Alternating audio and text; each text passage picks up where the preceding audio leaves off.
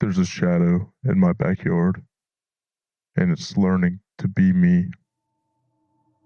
It was 1:47 a.m. when I woke up with a start. I found it strange. I almost never wake up during the night. Normally I sleep straight through, but now I was staring at the little digital clock with a dry mouth. Lucy wasn't beside me in bed. For a moment, I didn't even know where she was. Then I remembered. She was working the night shift at the hospital. Groggy, I crawled out of bed and made my way downstairs to the kitchen for a drink. The house was empty and silent at night, just like the neighborhood. I loved this house. It was peaceful, in a good location, and only a few minutes from downtown. The neighbors were good too, even if the houses and gardens stood close together. We never had any disputes. I was standing in the kitchen, actually thinking about organizing the barbecue party. I sipped at a glass of water, and that's when I saw it.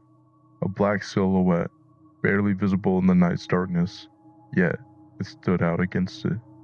At the back of the garden, far away, near the fence, a human shape, tall, thin, and an outline hardly discernible, and it just stood there, motionless, staring in through the glass doors of the terrace. A chill ran down my spine. Who the hell was standing in my yard, staring like that? For a moment, I didn't dare move. The figure didn't either. It looked as though it wasn't even breathing. It just stared inside, stared straight at me. I felt that if I didn't act now, it would make the first move. It didn't take long for my panic to give way to anger. I grabbed the flashlight I kept in one of the kitchen drawers, and I stormed out onto the garden. I flung open the glass door to my yard, aimed the beam at the figure, and I thought I had lost my mind, because no one was there. There was no one there. I scanned the entire yard. It wasn't a big garden at all. Lucy and the kids kept it tidy, so I couldn't even claim that someone might have hidden behind a bush or in the tall grass. I didn't know what to make of it. I chalked it up to my tired eyes and the fact that I'd been jolted awake in the middle of the night. I must just be exhausted, I said to myself. I went back inside to the kitchen to finish my half-empty glass of water, but as soon as I reached the counter, I saw it again. Out of the corner of my eye, a tall black figure, its outline unmistakable, standing out there in the garden exactly as before, staring inside. I swallowed hard. I didn't dare shout. Francis and Tommy were asleep upstairs, and the neighborhood was utterly silent. I kept my eyes fixed nervously on the motionless figure. This time I decided I'd go out again, but I'd chase it off.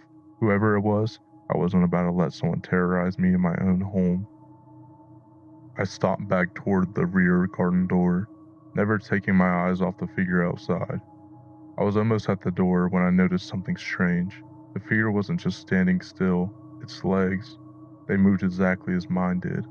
At first, I thought it was just a coincidence, but when I stopped, it stopped too, perfectly in sync.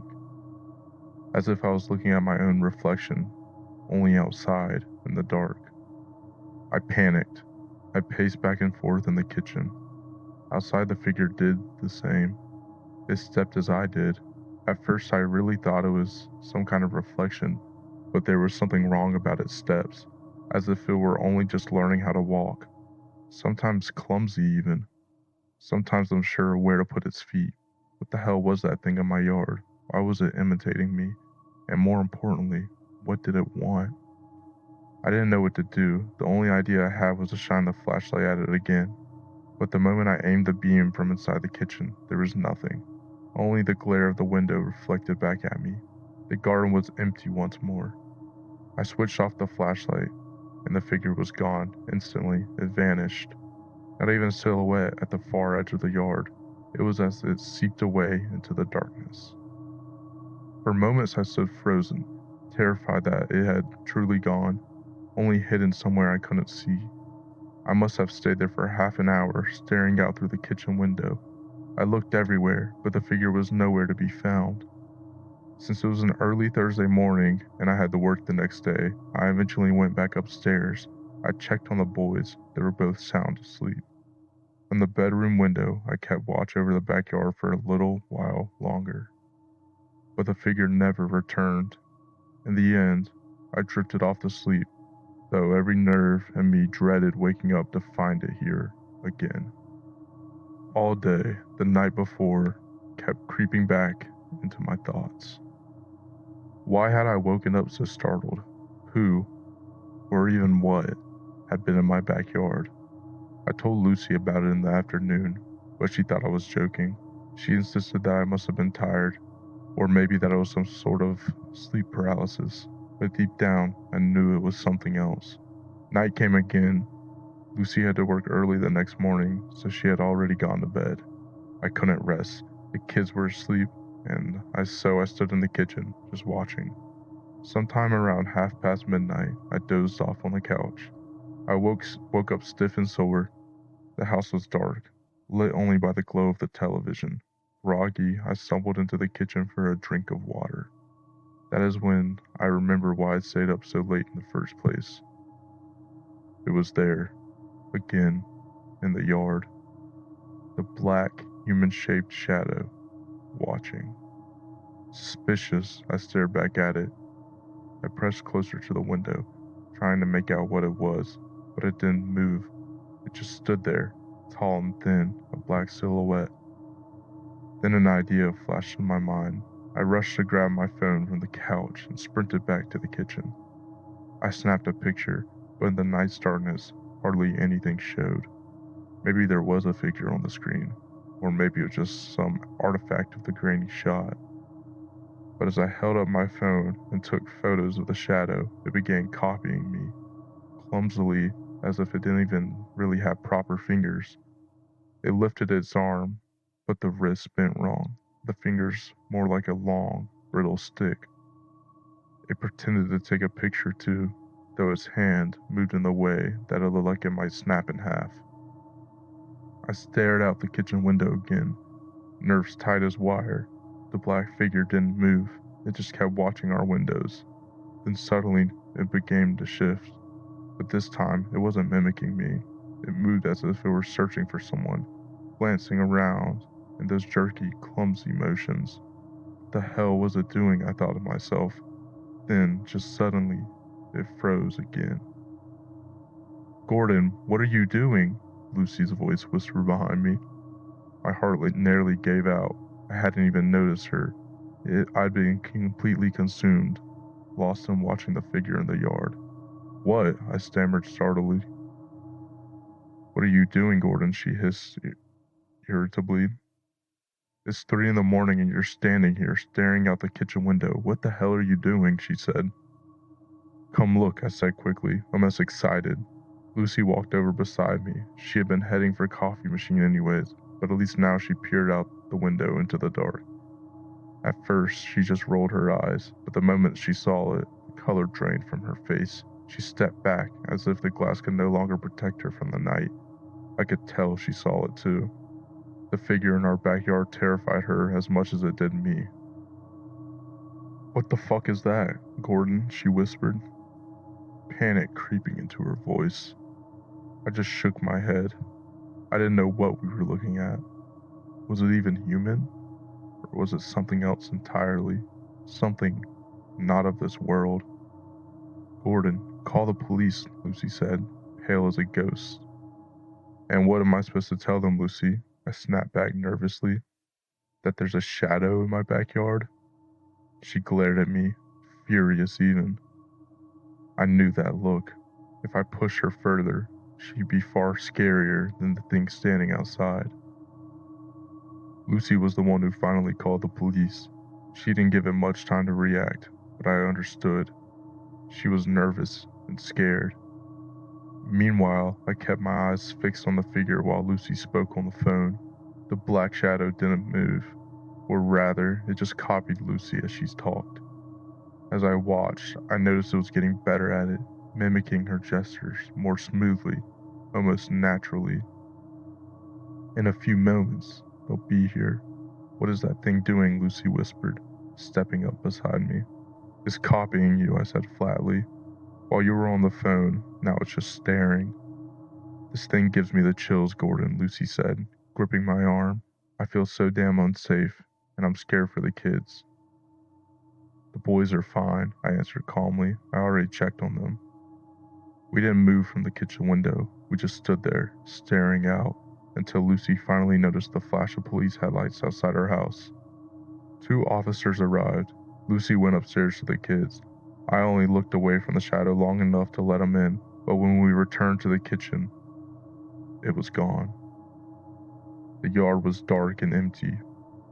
The officers searched the whole garden, even took a quick look through the house, but they didn't find a thing. We didn't tell them exactly what we had seen. Truthfully, we didn't even know ourselves. I just said that someone had been standing in the yard. We had no idea who it was. The whole police matter went nowhere. Lucy eventually left for work. I managed to get a little sleep after the officers were gone. They had promised to patrol the neighborhood and check in on our house from time to time. The black figure didn't return, but it took me a long time to fall asleep again. This had been the second time I'd seen it, and the second time it had simply vanished into thin air. My Friday went by quickly. I dropped the kids off at school, and since it was a Friday, I only had a short day at the office. But when I got home, I was in for a surprise. Lucy was sitting in the living room, all our things packed up for the 4 of us. She said she wasn't staying here any longer. We should all go to her parents', but I didn't want to leave our house. It was ours, our home. I wasn't going to throw it away because of some shadow. I was made of tougher stuff than that. We argued for a while, and in the end, she and the kids went to her parents for a weekend, while I stayed behind to settle this shadow business once and for all. The first thing I did was get a camera. I set up a night vision camera outside, aimed directly at the spot where the shadow usually appeared. My second step was buying a gas pistol. I was sure tonight would be the end of these scare tactics. By evening, I had locked myself in the bedroom. I watched the garden camera feed from my laptop, running on pure caffeine to make sure I'd stay awake till the shadow finally showed up. I must have dozed off. When I woke up, it was well past midnight. My laptop had already locked itself. Panicked, I unlocked it and switched to the garden camera. The feed showed nothing. The yard was completely empty, but when I turned the volume up to hear the audio, I caught something. Was it seen here yesterday too? The man's voice asked. Then came only garbled noises, like someone was trying to speak but unable to form words. I knew it was the shadow. I grabbed the pistol, and like someone who didn't know fear, stomped down to the kitchen. It was there again, standing in the garden. The whole thing was baffling. On the camera nothing showed, but in person it stood right there. I yanked open the veranda door and aimed the gas pistol at the shadow. "Get the hell out of here, you bastard," I yelled. It didn't move. Instead, with a strange, twisted, sluggish gesture, it mimicked aiming something back at me, though its hands were empty. In my fury, I pulled the trigger. The pistol went off with a loud pop, and the round struck the garden fence. It passed straight through the figure as it was truly nothing but a shadow. I stood there slack-jawed. How could I ever have thought this gas pistol would stop this thing? As I lowered my weapon, it lowered its hands too. It just stood there in the veranda doorway, staring into the dark, black, tall silhouette that could never be fully made out. "What the hell are you?" I whispered, almost only to myself. "Gordon, what are you doing?" Lucy's voice spoke.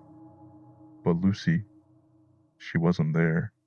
She hadn't came home to check on me. The voice came from outside, from the garden, where the figure stood. Goosebumps covered me, my legs trembling. "Sir, I'm afraid we didn't find anything," another voice followed. This time a man's. It was the policeman's voice from last night. Ice flooded my veins. What the hell was this thing in my garden? We lived here 7 years. Why now? Why here? And that was the moment my courage gave out completely. "What should I tell them, Lucy?" came my own voice from the garden. And the instant it spoke those words, the shadow bolted straight at me. It sprinted like a professional runner.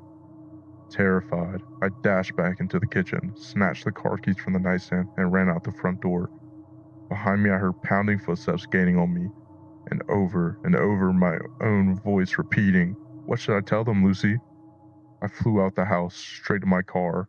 I jumped in, fumbling with the ignition, and then I saw it, a black figure standing in the open doorway of my house. It was so tall and nearly reached the top of the frame. It didn't chase me, it only stood there staring. As I pulled away in the car, I caught one last glimpse of it in the rearview mirror, raising a hand to wave goodbye.